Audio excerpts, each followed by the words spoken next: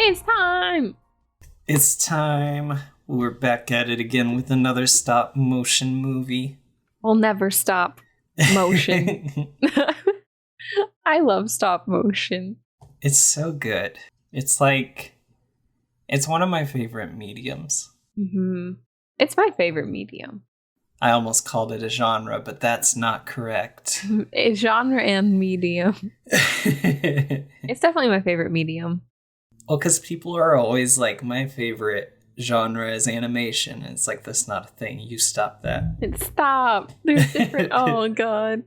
You stop that award shows. Award shows love to be like, see this entirely CG movie, live action, not animation. It's like, what? What? It's silly, and it's for children. This is a baby's movie. Hello, hi, welcome to Monster Masquerade. I'm Faye. And I'm Mint. And today we're going to talk about Wendell and Wild. I've been wanting to talk about this movie for a while. I'm surprised that you hadn't seen it until you did. It was one of those movies that was on my list of movies to watch with my boyfriend, and that list is very long, and we always end up playing Final Fantasy instead because we don't live together. I feel like when we live together, we'll probably watch a lot more stuff. But being long distance, we're just like, well, we could play Final Fantasy. And that's what we do. You're going to message me after you move in together like, oh my God, I have 20 movies that we need to cover right now. I've watched so many movies. Just me forcing my poor boyfriend who doesn't like horror to watch the most horrific movies.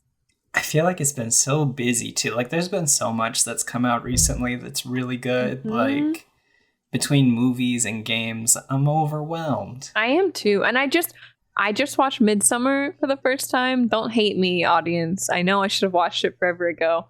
Oh, let I me still just haven't say, seen that. You gotta watch it. I can't stop thinking about it. It's so good. And like, I know it's, a lot of people watch it and they're like, how is this horror? But it's absolutely horror. Yeah. Oh my gosh. It's so good. We gotta cover that. We gotta cover that movie sometime. I am honestly like very far behind on A24, especially because like I haven't seen Hereditary. A lot of it is like, I hear so much about those movies and the general consensus is like, oh yeah, like that fucked me up. Like you have to go into it with the right mindset. I will say I watched Midsummer in a group. Like there were like 5 of us. And I think other than the extremely graphic and weird sex scene, that was the best way to go about watching it. Because I couldn't sit there and get anxious. Like, I could yell at the screen and it'd be, like, fine. But not just sitting in the dark by myself, like, oh, God. Oh, no. So, definitely better to watch it that way. Speaking of A24, before we get into the actual episode, you sent me, they're making a Backrooms movie. Yeah, because you really like I love stuff the Backrooms. Like liminal spaces, I love liminal spaces. If I could live in a liminal... No. If I could visit liminal spaces often, I would. I don't think I could live in a liminal space. I think I would go crazy. I do not know what a liminal space is. It's like a room that's supposed to have a function, but... Well, it's like... It's kind of evolved. It's like... It's supposed to be like a transitional space. But it's kind of evolved into just like places that give you the same vibe. And I don't know how to explain it. Like an airport after midnight. Or like a Walmart at 2 a.m. You know? Specific. Or just like a parking garage that's been abandoned. Like just like where it feels like there could be something around the corner. Yeah. Just that kind of mood. I really like, speaking of off-topic stuff, I really like, there's a TikTok sound that's like, if you see someone who looks exactly like you, run. Yeah. And like the people are so creative with how they like use that same sound to create different little like scary stories, and it's just always so neat, like especially when they subvert those expectations. Like I saw one. This is not going to be entertaining, I feel like, because I'm describing like a very visual thing. But it's like a person who's in bed and the audio plays, and it's like, if you see someone who looks like you, run. And they hear a noise from outside their bedroom door that's open, and they look out, and then it like cuts back to them, and there's just like a face in the shadow behind them, and it's like, that's good shit. I love that. Horror TikTok is so good. Like, so apparently I was reading about the Backrooms movie. It's so hard for me to say. It's being directed by a 17-year-old. Huh. That's very interesting. Yeah, that'll be... Wait, I thought the 17-year-old was like the one who started the YouTube stuff. Like they're actually... I think they're... Hold on. Let me Google this again. Yeah, 17-year-old to direct A24 movie during his summer vacation. That's really cool. Yeah. That's really cool. I think that'll be awesome. I was talking about that at work, and my coworker was like, I don't know. And I was like, I don't know. People will surprise you. Like, 17-year-olds are good at making stuff sometimes. Yeah. I'm more surprised at, like, you know, the people with money being like, yeah, okay. It must be good, right? Because they had to pitch something. I'm very interested. Right. Yeah. There's a lot of stuff out there. There's so much stuff happening. We watched Megan. Oh my God. This past weekend, and it was so good. I already want to watch it again, and I'm ready for the sequel. I do too. I told my boyfriend, I was like, we have to watch this. You have to watch this movie. It's available for rent, but I don't want to pay $25 to watch it at my computer. So maybe it'll be available like for cheaper or on a different streaming site here in a couple of weeks. Because like I've been thinking about that scene where I was like, that wasn't my intention, and yet it happened. It's so funny. I think it was like the most fun I've had at a movie theater in like forever. It was so fun. Like, and I was telling my boyfriend, I was like, you're laughing and then you're like tense in the same like 15 minutes. Yeah, it's so good. But we're not talking about Megan today. No, but I could, but we're not. We could, just from memory. Honestly. No, I'm excited because I did a bunch of research for this one. More than I definitely did for Coraline, which I think you took most of. I did, yeah. I love Coraline. I still think Coraline probably ranks higher than this for me, just because, like, I mean, Coraline is one of my top 3 movies of all time, so it's really hard to boot that out. But this was Henry Selick who directed the Nightmare Before Christmas. This was his second produced feature after Coraline. Did you know that he tried to get a movie made with Disney before this? And oh, really? Yeah. I have all kinds of information if you're... What happened? I want to know. I love Henry Selick. I didn't know he was 70. Yeah. He's been in the game for a while, and he is like... He needs to start churning more movies out, please. I need more. So, okay. I will start off. So Wendell and Wild is actually based off of an unpublished book that Henry Selick and Clay McLeod Chapman wrote together.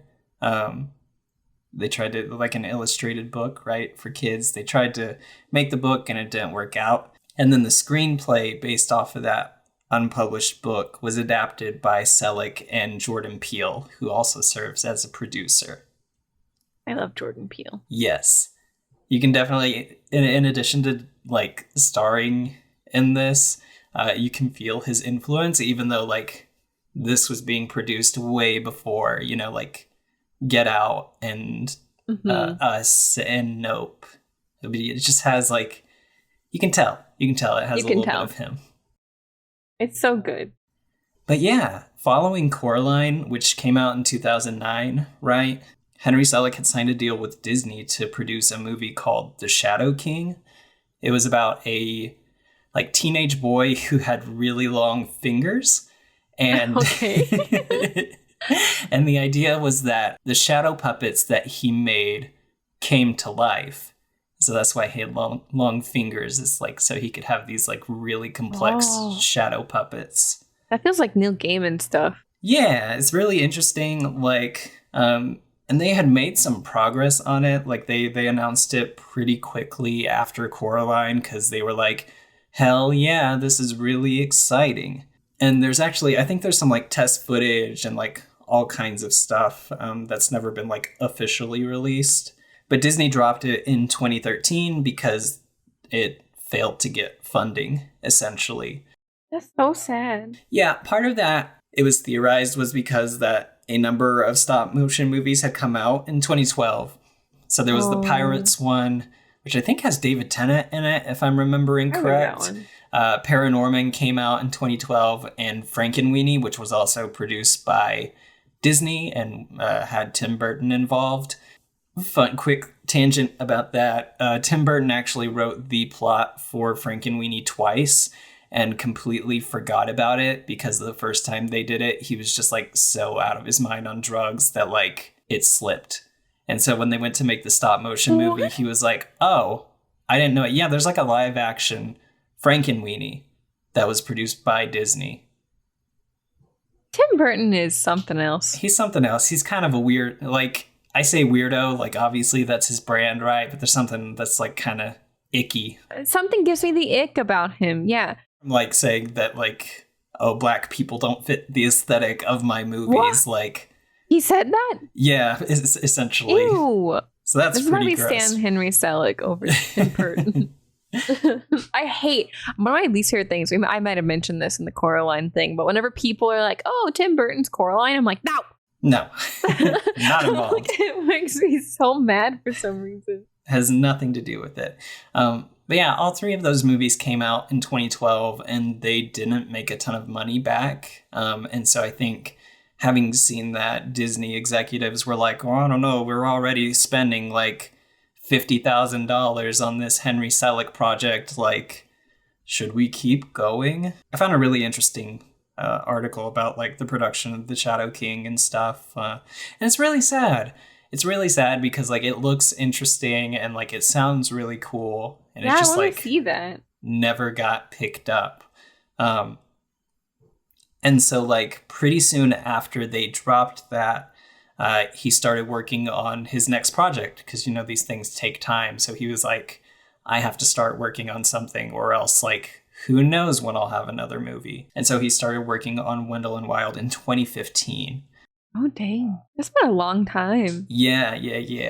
Henry Selick is also like a huge fan of Key and Peele. Amazing.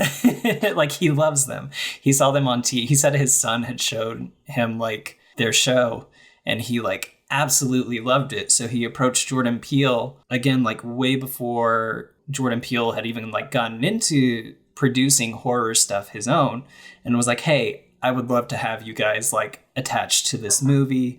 Here's this idea. And they started working on the pre-production until it got like picked up by Netflix in 2018. Netflix doing something right for once. And Jordan Peele is also like a huge fan of Henry Selick. Like he loves Nightmare Before Christmas and Coraline, and so like watching interviews of the two of them like complimenting each other is very wholesome. That's and then so cute. And then you had Keegan Michael Key who was like, yeah, I would watch them just like talk to each other and it's like these are the same person. I like the idea. He just like watching them like cute. Yeah, and he I read an article that was like he wanted to make a movie that was essentially like demon versions of his sons, and I don't know if that was accurate or if it was just, you know. Yeah. But yeah, he wanted to make a movie about these two like brothers who were like silly little demons, and he was like, yeah, these guys are the perfect fit. And then they started, I don't think they started recording like voice lines until 2019, and obviously there was like a delay due to COVID. The studio that actually like did the stop motion for Wendell and Wild also had to deal with a studio fire that had like set them back a really long time. And so like this was really like their chance to come back from a very unfortunate event. And how far in were they when they had a studio fire? It was animated in Oregon. So the first year of production, they had COVID. And then in 2021, when all those like forest fires were happening. That's when they lost a lot of production, I think. That's so sad. Mm-hmm. So they said that the smoke and fire got really, really close to the studio, and they essentially had to like evacuate all the puppets, they said, in order to like make sure they weren't starting over from scratch. So yeah, it's been a very long road to get Wendell and Wild produced. I'm glad they did, though. Yeah. It's so, I feel like it didn't get hyped up enough. And people were like excited about it, and then I feel like we didn't hear a whole lot until it was like, oh, the movie's out, by the way. Yeah, it was really weird. Mm-hmm. Would you like to know some fun facts about the concept designs for Wendell and Wild? You know it. So Wendell and Wild are the two demons. They look very identical to Keegan-Michael Key and Jordan Peele. That's because their designs were done by an illustrator named Pablo Lobato, and he essentially did like caricatures of them, and they took those designs and used it for Wendell and Wild. That's so cute. Yeah, it's really cool. Like I got to look at some of the actual like art, like the caricatures, and then I read that like they wanted to keep those 2D elements in hell. So if you're watching, that was a wild sentence that I just to keep those 2D elements in hell. In hell. But you'll notice as you're watching it, like there is a slightly more abstract, like 2D like art style when they're in hell, when they're in the other world with all the characters and stuff. And then when they get to the living world, they're more traditionally like 3D. So they had to also like translate, okay, what does this 2D like flattened feature look like when we make it 3D? And so like they had a ton of different models for the characters that were in hell in the living world. That's really neat. Fun. I think it's really cool. Wendell and Wild is only the second ever PG-13 stop motion movie. The first one was Isle of Dogs, which is the Wes Anderson movie. Isle of Dogs is PG-13? It is. I just watched that like 3 times in a row the other night. Why is it PG-13? I feel like language, probably. Oh, yeah. They do curse a bit. I think I curse so much that I just forget that you're not supposed to. So, yeah, it's interesting. I can definitely see this one being rated PG-13, like for sure. Yeah, it definitely like has some more mature themes in addition to just like the content itself, you know. Yeah. Being like kind of dark and what is the, I guess just demonic. It feels very silly saying that because I always feel like demonic. Yeah, I feel like this is my middle school OC. They're half angel and half devil. Yeah, the plot of the movie reflects like some of these more mature design elements, and it deals with stuff like private prison systems. It deals with grief and trauma, and the systemic failures for kids in the foster care system. I think that's really cool. I'd read a lot of stuff from Jordan Peele that was talking about how important it was for him to like depict grief from the perspective of a black kid. He was like, you don't see that. So like it was something that like he wanted to do and he wanted to do right.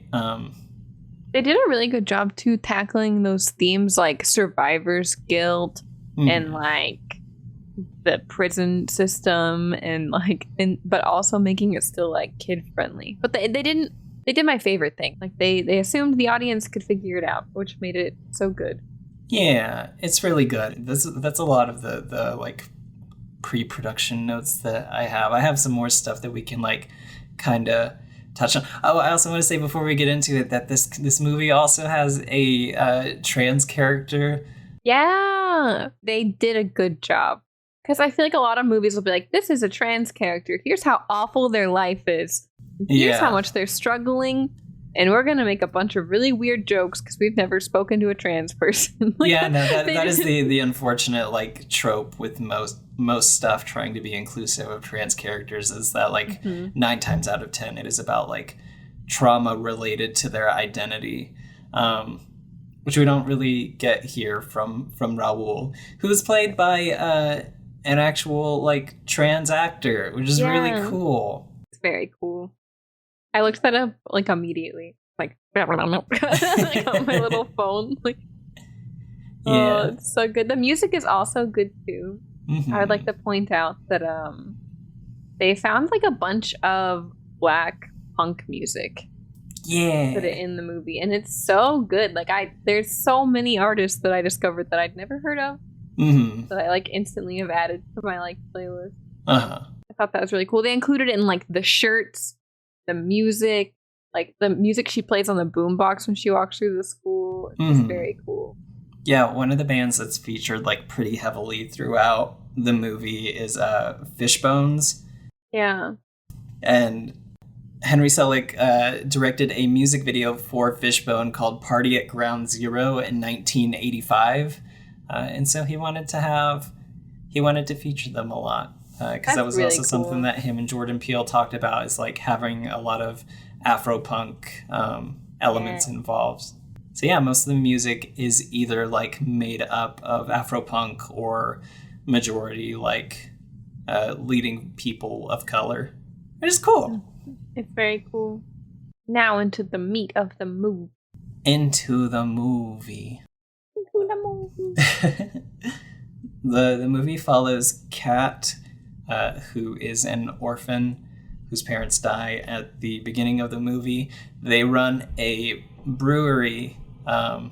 It's like the big factory in town, essentially. Like, everybody knows them. They're an integral part of the community, and they're like the largest factor in keeping Clax Corp from privatizing and turning the town into like a giant prison industrial complex. But I didn't realize until I was doing my research that it's a root beer brewery. Yeah, I noticed that at the end.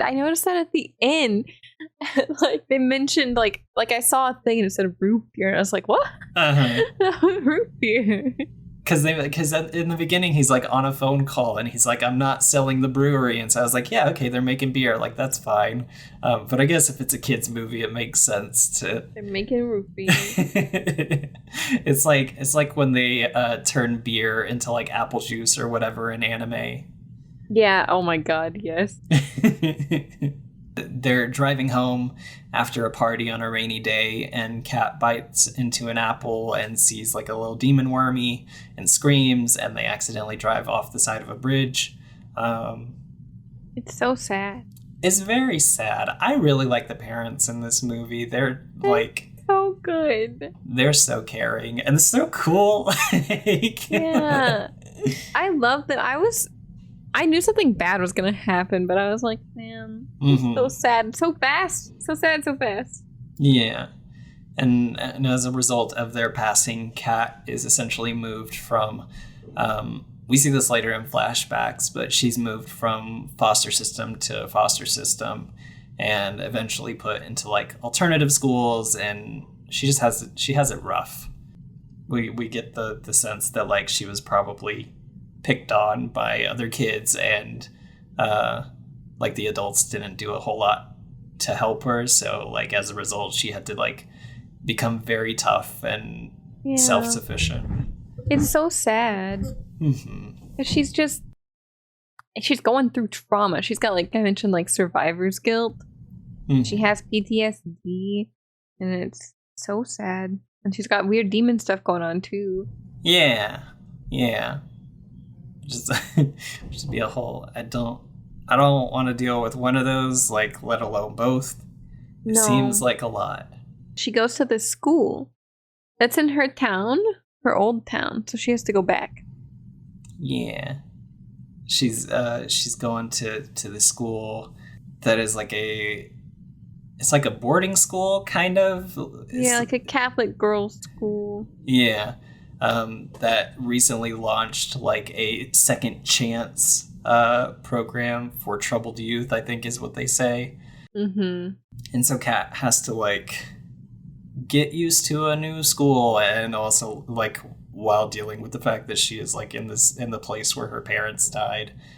They like drive down that same bridge and she starts to have a panic attack. So you can tell she's going through a lot.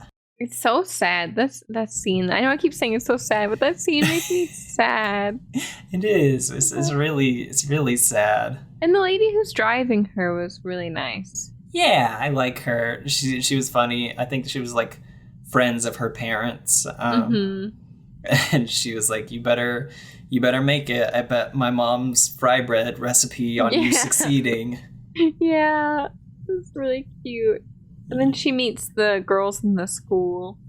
And I was pleasantly surprised by this scene because they're not like mean girls. Like they could have easily been like a cliquey, like mean girl group, but they're just like uninformed girls. They are preppy. Yeah, they're for sure. preppy and uninformed, like ill-informed, but they're not like mean. No, they're just like they're very. I don't know what like yuppies. I guess I don't know. Yeah, like kind of hippies. They get better too. Mm-hmm. Like they just want everybody to be like them, and they think that's like the best way for things to be. But they're not in a mean way. I thought it was very refreshing because a lot of these movies like look at the pretty girls, they're bad. And I hate that trope. The way I kind of saw it is that like they are very invested in the second chance program, and it's like almost like a savior complex type thing. Like they're just that enthusiastic because they start like overwhelming Kat with like, oh, we have meditative goat yoga and like all this other stuff. And they reminded me a lot of the actually nice people from church who like meant well, but they were still like that, you know? Yeah. That's what they felt like. But it's like, they're a nice person deep down.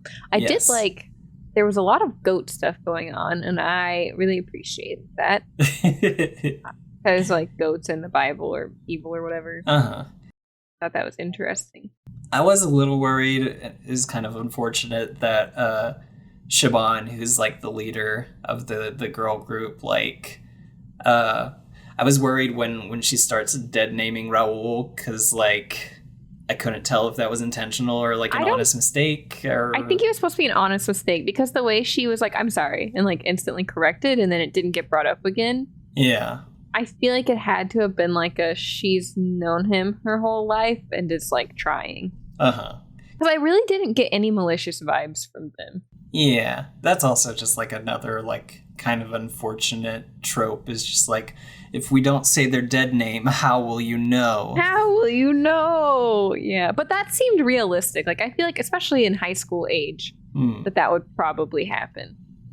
Like Siobhan also almost fucking dies at the beginning. Because Kat has visions. As part, we find out that she is called a Hell Maiden, which means she has a connection to demons. She gets 2 of them. I don't think we ever get to meet what's the nun's name? Oh gosh, I don't remember the nun's name. Helly. We don't see is that her what demon. It is? Yeah. We don't see her demon. Yeah, we don't see Sister Helly's demon. Maybe it's just because I don't know, she's like a demon hunter. Maybe her demon is the dad. That'd be funny. But yeah, she sees visions and saves Siobhan from getting hit by a brick that Raul accidentally knocks down from the roof of the school, because he's doing a big art project, which is also very cool. It is really cool. That scene's nice too, because Siobhan? Yeah.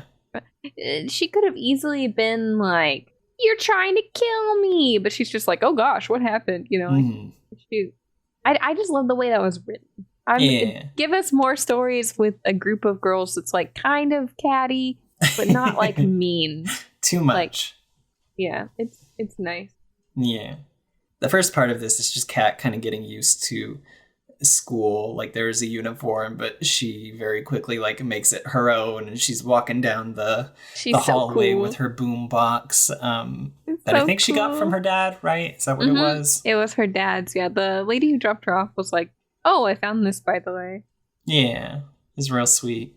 Mm-hmm. I watched the animation scene, or like the behind the scenes for that part where she's like walking down the hall, and they were like, oh my god, it was so fucking difficult because we had to like add this swagger to her step and also keep the camera moving, and it was just a lot.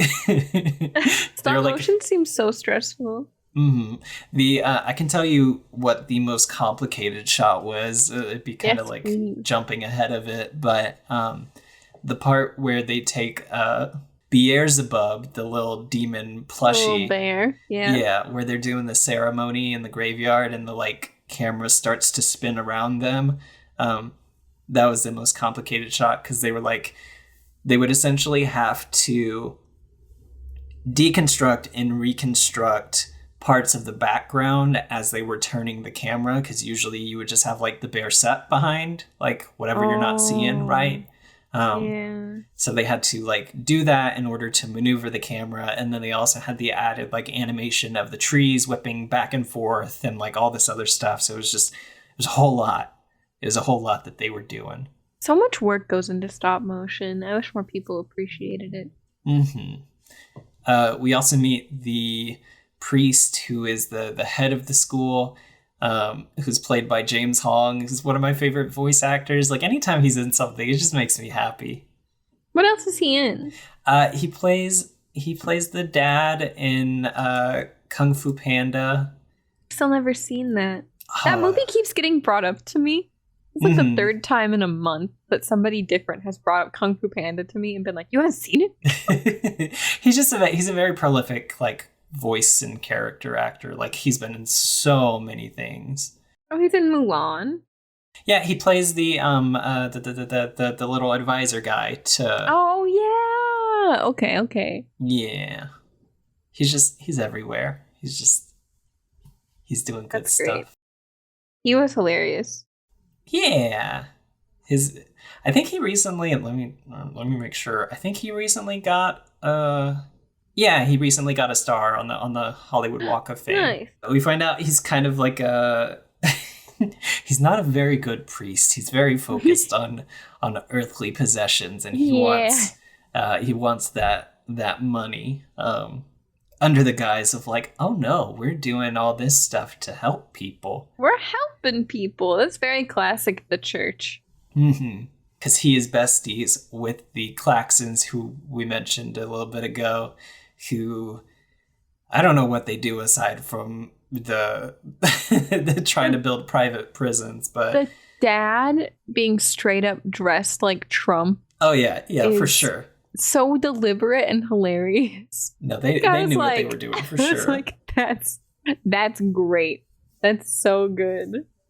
He's besties with them, and they've been trying to unsuccessfully like start this prison project of theirs in order to get more money. And he even hints that like, hey, I kept your guys' secret when you burned down the brewery. Like I didn't tell nobody. And they're like, oh yeah, I guess you are technically our only loose end. And they kill him. Like immediately.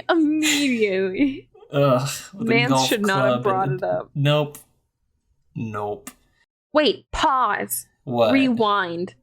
I knew it. Bruno Clay did the music again for the scoring of the movie. He did the Coraline soundtrack. Oh, okay. Yeah. So sorry. I had it pulled up still, and I was so focused on like how cool the like Afro punk was that I forgot that there were a few songs like just like the instrumental pieces in the background where I was like, Yeah. Anyway. They murder him. Yes, they murder him. We also meet Wendell and Wild, our two demon brothers who live on their father, Buffalo Belzer, who's voiced by Ving Rhames, who also is just in everything. Yeah, he is. I was looking him up. He's in everything. He plays a very large demon that has a hellish amusement park built around him. And we get to see lots of cool little ghosts and stuff. Not so having a great time in the amusement park. No, but I mean, at least it's an amusement park. Yes. But their job is to put hair in his scalp and bring the hair to life with special hair cream. It's so funny. That also gives them hallucinogenic visions and informs them that they have a hell maiden in Cat. They're just very silly. They're so silly. But they want their own amusement park. Yeah, they want to have a park of their own because their dad is very like overprotective. We find out later that like he thinks all of his children have ran away when really they've been like captured. And as a result, he is like super duper overprotective because like one, he is the king of hell, and also like he genuinely does not want anything bad to happen to his sons. Yeah, he does care about them even though they live in his nose. It's so gross. It's really gross. Fun fact about Belzer, because he was such a like some of the puppets and animatronics that they had to do for him were so big. He was essentially a 16-foot puppet that was mostly made out of silicone. So he was like incredibly heavy too. Yeah. And his hands alone for some shots were up to like 6 feet tall. How did they do anything with him? I would assume with like a lot of hydraulics and also just like, you know, poles and like that was one of the interesting things about like Guillermo del Toro's Pinocchio is like they showed the scale of some of these puppets that they used in order to like get specific shots, and like they can vary wildly. Like you can have tiny little guys and then you can have like absolutely giant beasts, just like depending on what you needed it to do. So wild. I wish I could get into stop motion. I don't have steady enough hands though. Mm-hmm. It would be like that episode of Parks and Rec where Ben is depressed and he's like, could a depressed person do this? And then it's like stand, and that's all he got. And he's like, I've been working on that for 2 weeks. That'd be me. It's so good. I feel like there's so much like I also don't want to give away too much of the movie because I think it is like definitely worth I don't want to watching. spoil this one. I like talking about it, but I'm like, I don't want to really spoil it. Yeah, I think we're good like avoiding the ending, but essentially Kat grows a like skull on the back of her hand from coming into contact with demons. I don't know how that happened. How it was the bear. Helly is like is their science teacher. Sister Helly is their science teacher, and she has what is supposed to be like an octopus in a tank. Then it turns out to be a demon, and she's all like, "Go ahead and touch it." Like, why? Why do that? It why doesn't make any sense. Maybe she was trying to see if, like, for sure she was a Hell Maiden. Maybe, I guess. I don't know. I don't know either. The two brothers like discover that they can talk to Kat in her dreams, and they tell her essentially that like, hey, if you help us get to the world of the living, we'll bring your parents back to life. Fully not knowing how to do that until they realize that like the hair cream that they've been using on their dad also has the power to bring stuff back to life, but maybe not the way you were expecting. It seems to work fine on bugs, but if you give it to like more complicated stuff, it's not so good. Yeah, not so great. Yeah. So yeah, the movie essentially becomes like after Kat has made this deal with the Demon Brothers, trying to figure out a way to like get out of that because she like swears allegiance to them, and they're not bad guys. They're not bad. They're like kids almost. Like they're just excited and they're like as neutral as I imagine any demon would be. Like they're like, I don't care. Mm-hmm. But they're also like, well, we did lie to this like teenager. Maybe we should fix it. I don't know. They're not bad. Mm-hmm. Like, a lot of the characters in this movie are not bad, but not good. And I love that. Because that's how people are. Yeah. So, like, those are our main, like, our main plot lines. It's just, like, there's that story, and then also, like, some of the, I almost call them NPCs. I've been playing too many video games. Some of the other side characters, like, Raoul's mom, trying to prove that, like, no, the Klaxons are very evil, and, like, one, they burned down the brewery, and, like, two, they're trying to convert our town into this system that, like, exploits people and gives them a fuck ton of money. Yeah, and they're very the worst. I guess, I don't know, should we talk? Not like the super end. At one point, their daughter, who is Chiffon, she, like, turns on them, and that's the best part. I like that. It's a lot. It's so good. We get silly skeleton animations, silly, I guess, conservative skeletons. Oh, yeah, they are conservative skeletons. It's so funny. It's so funny. We get some of that going. We get Kat's parents do come back to life. And so we get, like, some very good scenes between them and Kat. Although, like, probably I felt like I wanted more, but I'm sure that's also just because, like, Kat would have wanted more. Mm-hmm. So, yeah, it's just real good. And yeah, please watch this movie. We purposely didn't spoil it. So you can watch it. I know I'm going to watch it again. Yeah. I watched it, and then I watched Coraline, and I fell asleep. And then I woke up and I restarted Coraline, and I fell back asleep. Because it's a comfort movie, so I tend to just fall asleep. But I'm definitely going to rewatch Wendell and Wild. I think it could become another comfort movie. Yeah, I think it's, like, I think the story alone is, like, very, like, the story and the themes are very beautiful. And I think they're done so well and, like, so mindfully that, like, really it could be approached by, I think I watched an interview where Jordan Peele was like, I haven't watched it with my son yet, but we're going to this weekend, and his kids are, like, still little, or they were during the time of that. So, like, I think that's cool. I think that's really cool. And it's just good. It had kind of mixed receptions from people who I think were kind of expecting more fantastical elements. And also, I don't know, you always get weirdos who are like, why is this so political and blah, blah, blah. I just love Jordan Peele being like, this is what I'm doing. And then he does it, and then he knocks out of the park every time. Yeah. So the movie currently has an 81% on Rotten Tomatoes. It should be higher. I really hope that, like, now that the movie is done, I would love to see a fully that's not not animated. We got that. I would love to see a fully illustrated, like, children's book of this. I think it would be really cool, like, done in that really cool 2D style. Yeah, that'd be very cool. I think it deserves a higher Rotten Tomatoes score. Mm-hmm. It's very good. It's, like, I didn't have any complaints about it. Yeah. I never found myself, like, feeling the need to scroll TikTok or anything, you know, like, I was just like, yes. Mm-hmm. And, like, I got very emotional during the part where she is, like, literally confronting her trauma.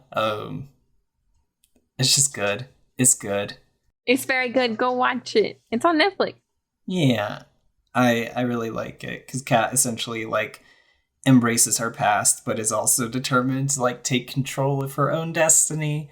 I think that's cool because usually when you're dealing with, like, stories of drama, I always feel kind of weird when they're just like, forget about it, you know? Like, yeah. I think you gotta move on in a healthy way, but, like, I don't know. Sometimes I look back on my own stuff and I'm like, dang. I didn't cope with this correctly. Well, not even that. It's just like I wouldn't be who I was if I hadn't learned to, like, heal from that correctly.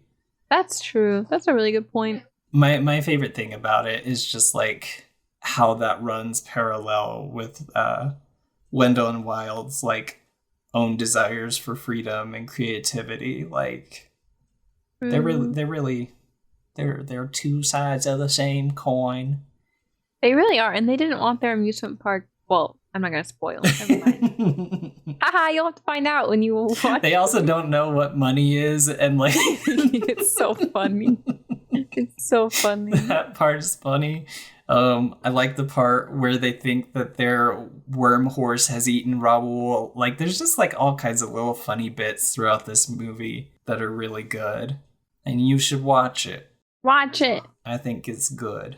Yeah, I'm glad we're both like on the same page of like, I don't want to spoil too much. Like, yeah, because I was like, man, I could talk about this movie. I could like go in full detail like we normally do, but then I'm like, I just want people to watch this. Yeah, it's really good. Go watch it, or else. Kat is also voiced by Lyric Ross, who was Riri Williams in the newest like Black Panther movie. Oh, yeah, that's really cool. And she's really good in that too. She really is. She's good. She's good. I'm excited for Henry Selick's next project, whatever. Yeah, what's he working on? Please be working on something, Henry Selick. You're so old. Mm-hmm. I also want to say Raoul's actor's name is Sam Zelaya. Oh yes. And then they're good. They're good. It's just all so good. It's so good. I gasped. I was like, oh. I was like, that trans character? Yeah. Like, hell yeah.